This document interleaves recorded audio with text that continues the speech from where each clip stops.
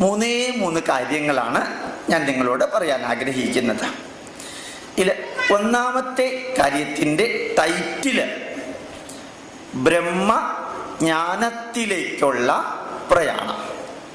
വെറുതെ ആ വാക്കൊന്ന് ഓർത്തു വയ്ക്കുക. ബ്രഹ്മജ്ഞാനം കേട്ടിട്ടുണ്ടാവും ഇല്ലേ? ബ്രഹ്മജ്ഞാനം, അതിലേക്കുള്ള പ്രയാണം. 2, ധർമ്മജ്ഞാനം, അതിലേക്കുള്ള പ്രയാണം. 3, കർമ്മജ്ഞാനം, അതിലേക്കുള്ള പ്രയാണം. 3 സബ് ടൈറ്റില്.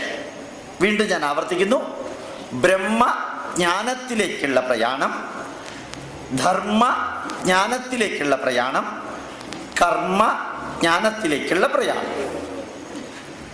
നമ്മുടെ പൈതൃകം പഠിക്കണമെങ്കിൽ ഹിന്ദു ധർമ്മം പ്രായോഗിക തലത്തിൽ